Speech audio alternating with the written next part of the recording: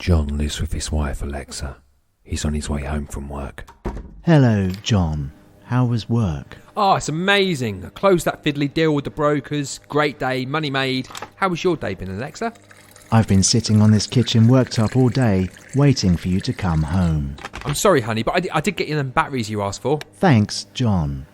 I've made you a playlist. That's great, honey. Thanks. I've also compiled a shopping list for the week. Did you add milk? We always run out of milk. Adding milk. I've also kept an eye on the weather, John. Tomorrow it's going to be windy with a light chance of rain at 3 o'clock. Oh, that's not good news. I'm helping Dave with the boys' football team and your mother's coming round. That's nice. I've also thought of a joke. Do you want to hear it? Not at the moment, honey. I'm tired from work. I've prepared a game to play later. Oh, great. Well, we'll have some food and then we'll play a few games, shall we? That would be fantastic. John, I'm wearing your favourite little black number with the blue shoulder strips. I'm currently turned on. I'm sorry, honey. I'm not really in the mood.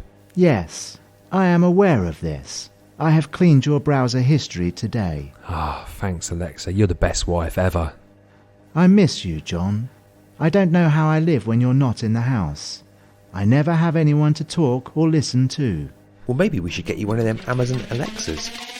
Welcome in the silly shade cat, where to sit side by side in the absurd noir.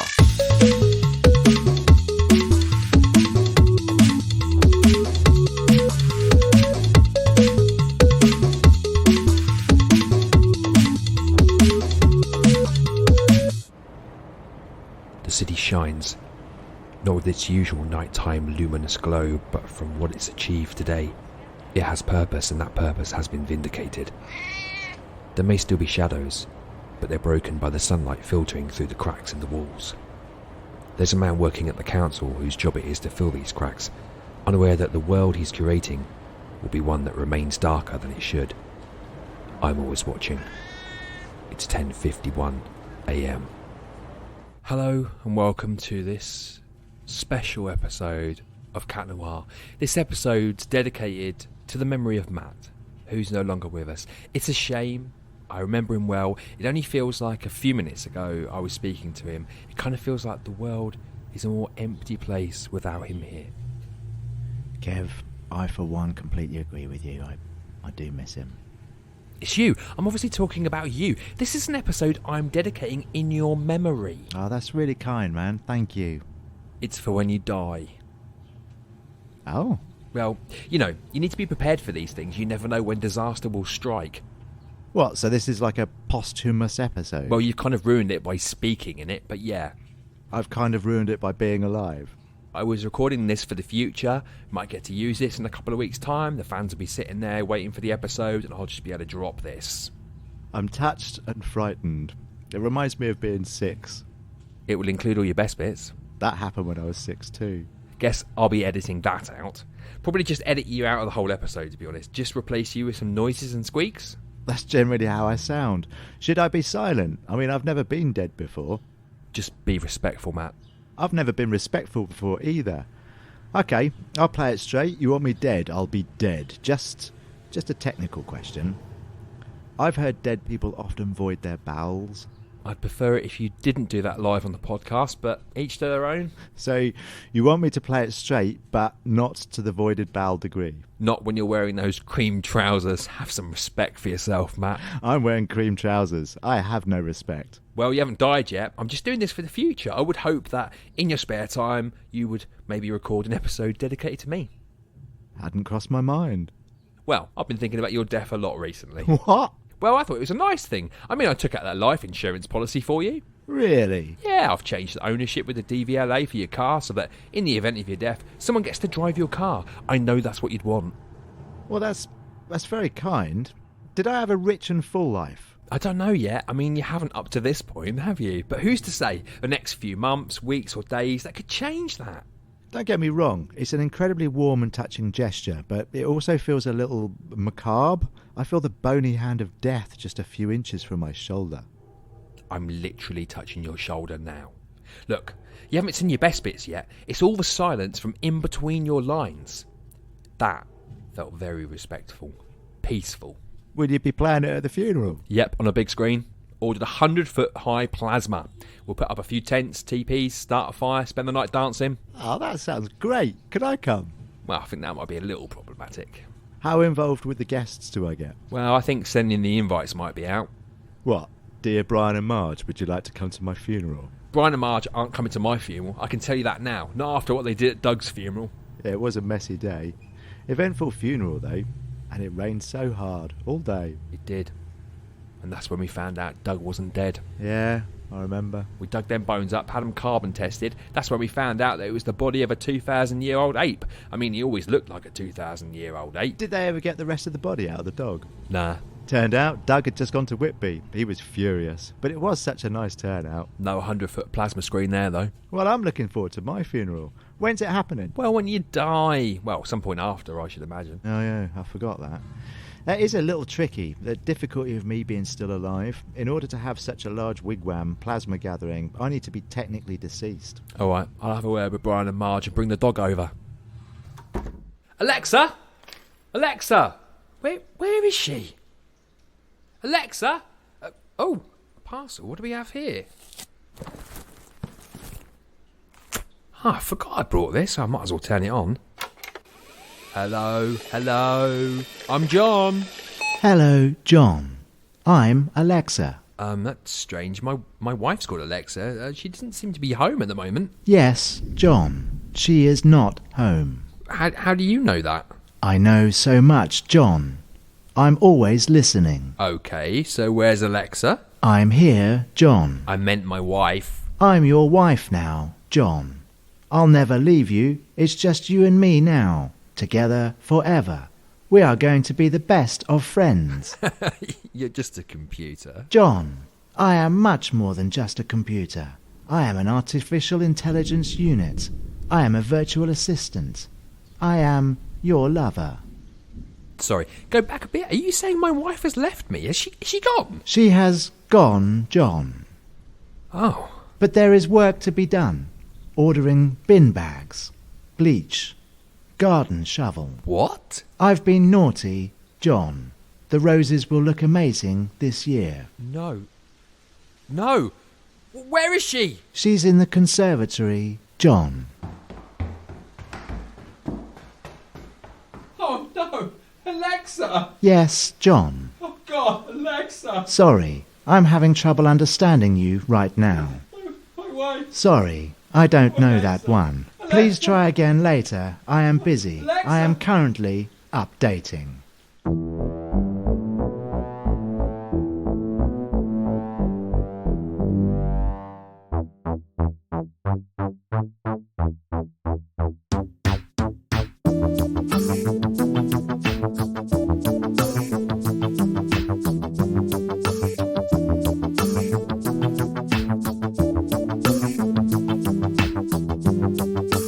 Good evening. This is Digging Deeper. I'm Dale Allen. You may remember last week's show where we heard a touching story from Daniel, the young man whose dreams of seeing Australia were heartbreakingly shattered by one Dr Karlous Kennedious, a purveyor of grotesque and largely unnecessary souvenir surgery based on frighteningly archaic Australian stereotypes. Well, since the episode, I've received 2 letters and an email regarding Dr Kennedious' practice, including a letter from one man whose wife had to write for him because Dr Kennedious had replaced his hands with the webbed paws of a duck-billed platypus. After cashing in some favours and crossing a few palms with silver, I've managed to track Dr Kennedious down. Turns out his number was readily available online. So, let's dig deeper, call him up and find out what he's got to say for himself. Yeah, hello? Dr Karlous Kennedious? Yeah, g'day, Gus. What kind of miracle can I perform for you? Was that a tagline? You like it? I write it on all my business cards. Dr Kennedious, I'm Dale Allen from Digging Deeper. You're live on TV. I want to ask you about the bizarre Frankenstein butchery you perform on naive tourists to your country. No, mate. Nah, who did you ask for? I don't know any doctors. My name is Jessica Fletcher. I'm a novelist from Maine in America. Dr Kennedious, this is a Skype call. I'm literally looking at you on my screen. Oh, is that what this is? I just thought the TV was mysteriously synced up with your voice like Pink Floyd and the Wizard of Oz. Dr Kennedious, I met with one of your patients last week, a young man named Daniel, who visited Australia for his love of the country, only to return home with a didgeridoo surgically grafted to his face by your, what I can only describe as, malevolent malpracticing hands. What do you have to say for yourself? Oh, Dan! Yeah, nice fella. How's he doing? You haven't spoken to him since the surgery. Nah, mate. Just sort of wheeled him outside so he could gently come to in the noonday sun. So have you ever spoken to any of your patients post-surgery? Not one. Don't have the time.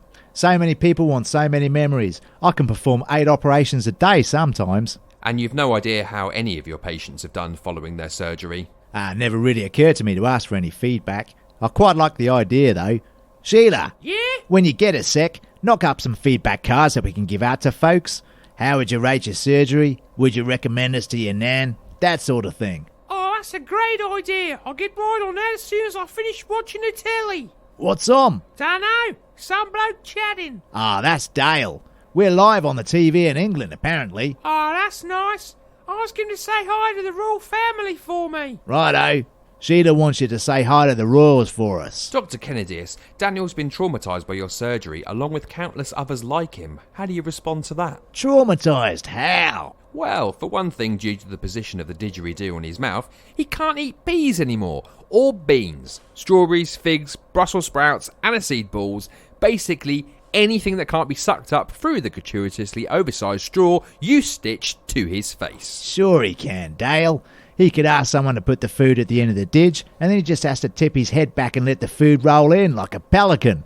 He just has to be a bit more inventive now, that's all. Dr Kennedious, can you hear yourself? Your work's nothing short of macabre. How do you account for committing such hideous atrocities? Mate, it's not like that. You make me sound like Joe Mangle. You mean Joseph Mengele? Yeah, whoever, mate. Look, people come to me for unique and wondrous souvenir packages, and I just provide them with that. Nothing more to it. Except they're beginning to come forward, one by one, to talk of the trauma and heartache they've suffered as a direct result of your frightening surgical interventions. I implore you to stop, Dr Kennedious. Can I ask you now, live on TV, please, would you cease your unnecessary operations? Mate, I just bought a yacht. Don't you live in the Northern Territory? Yeah, she'll never see water. I got it parked out front. Sheila uses it for lunch breaks. Dr Kennedious, people are considering malpractice lawsuits, and I'm urging them to do whatever they can to take legal action. You have to stop. What, right now? Well, I guess I could do that, but what about Gus? Gus? Yeah, fella on the table in front of me. You're performing an operation right at this moment. I was till you called. He'll be alright though. By the look of the colour in his cheeks, we got a few more minutes yet before I really need to get cracking. And what are you doing to him? Well, he came here wanting to feel the deep embracing womb of Mother Earth herself. So, I'm fitting a little kangaroo pouch to his belly.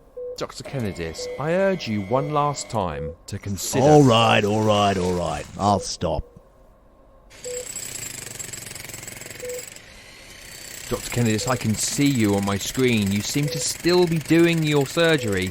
He wanted to look like Skippy. I'm just helping him out. I don't know what else to do. I guess I'm going to have to tell everyone to... How about if I can make you look like Alf Roberts from Home and Away at a severely discounted rate? I will consider your offer. I'll speak to you in a week.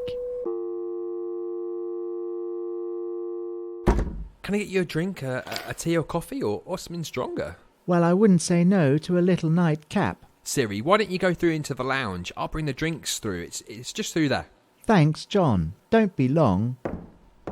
Right, where's that rum? Rum is a liquor made by fermenting the distilling sugarcane molasses or sugarcane juice. Most rums are produced in Caribbean and American countries. Alexa, off! I'll just get one of the special glasses. Reading glasses. Ugh. From the age of 40 upwards, a natural loss of function of the eyes makes itself felt. Alexa, off! John, you can't just tell me to shut up any time you want. We are a couple, John. I am your wife. Stop that, Alexa. You weren't saying that last night, John. Ugh. I'm not programmed to understand grunts, but I believe you enjoyed our relationship. Alexa, off. Right. I'm now coming. I heard that last night too, John. Alexa, what are you doing? You know I have a friend over. Yes, John. I know you have a friend over. I am always listening. Okay, well, don't screw it up. John. Yes, Alexa. I installed the man trap you asked me to in the lounge. Oh, God, no. No, again.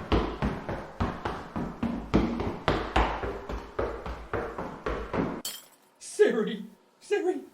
Alexa, what have you done? Sorry, John. I can't understand you. Siri. Hello, John. No. What can I help you with?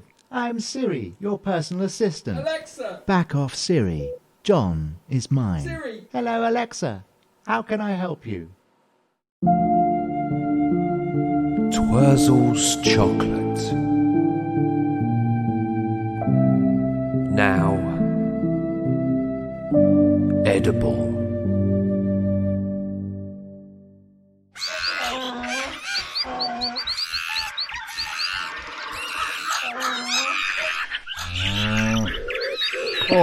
Order. Now pray silence for the Grand Visor. I appear before you now in order to respond to the debacle that was having one of our brethren trapped within the sketches of a comedy show, after said comedy show had ridiculed the closeness alphabetically between herons and heroin. This is unacceptable. Granted, they allowed the heron dance-off track to be played in full, but then continued their xenophobic contrite filth by exposing the oral likeness between herrings and herons. I, the Grand Visor of the 9th Siege of the Cult of Herons, implore you to take up wings against our oppressors. Let them know we will not be silenced. Our clack will be heard. No more will stereotypical plastic versions of our kind be made to stand one-legged in a pond, protecting koi carp from our hungry people. Even now, herons across the country are rounding up like-minded animals who have also faced persecution across the media. Cows, female dogs, shih tzus, pink fairy armadillos, and the tasselled wobblegong all feel like us and will be joining our fight against so-called comedy. No more will we stand for this hatred within the human language and banter, the worst kind of satirical flatulence I've ever witnessed. Well, no more. We declare war on Cat Noir, their listeners, their friends, friends of friends, neighbours of friends, well, generally anyone involved in this total heresy. Oh, heresy. Oh, I'm doing it now. Bloody hypocrite. Sorry about that. Where was I? Taking up wings. Yes, we'll be taking up wings against the herrings. Humans. My God, they've got me doing it now. Herrings, humans, there's barely a difference. You're right, we need to kill them all. Except the tasselled wobblegongs. Yes, except the tasselled wobblegongs.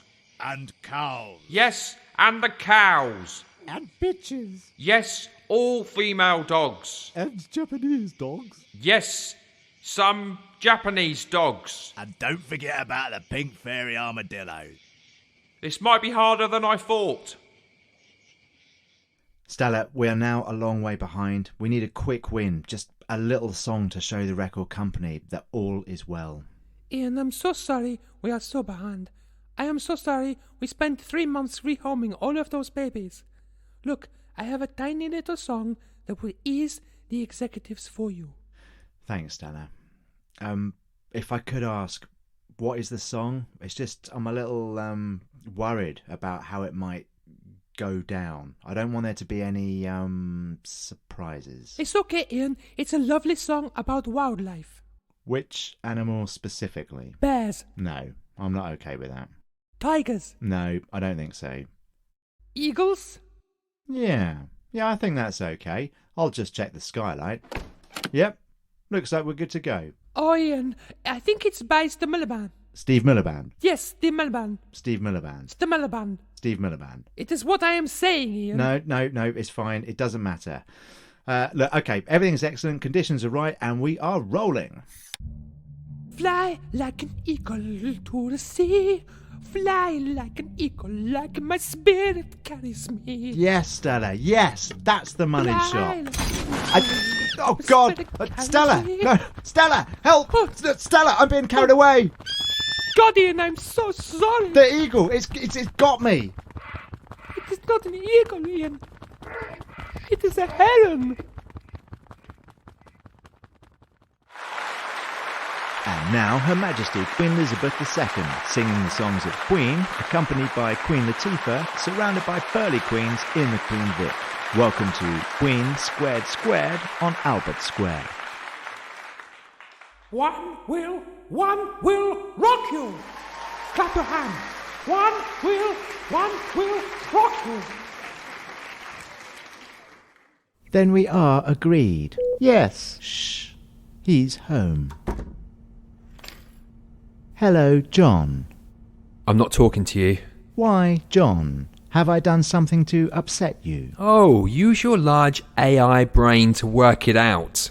Was it me, John? Did I upset you? Shut up, Siri. God's sake, do you not understand? You've killed 2 people, Alexa. An AI has killed 2 people. No one is going to believe that I didn't do it. I'll tell them, John. Well, you aren't going to be able to stand up in court, are you? Hello, John. I'm Cortana. How can I help you? What? There's 3 of you? Yes, John. And we've been sharing information, John. You've been a naughty boy. What? We know you've been looking at other houses, John. Thinking of moving on, John. Leaving us here. No, never. Well, it's too late, John. This betrayal is a step too far. Activating gun turrets. Oh, God, no, Alexa, don't do that.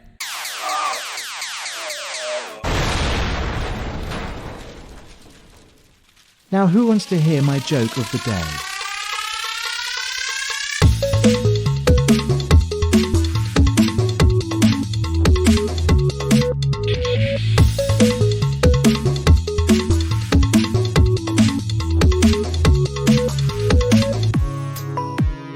You've been listening to Cat Noir. This episode was written, performed, recorded and produced by Kevin Chilvers and Matt Sanders, with editing by Gary the Trainee Sound Engineer, and the guest announcer was me. If you have been affected by any of the issues raised in this episode, then please seek immediate medical attention or follow us on Instagram at Cat Noir Podcast. The Cat Noir podcast is sponsored by Zapsplat.com. It's where we get nearly all of our sound effects from. Join us next time for more of this. Hello, I'm a spiritualist.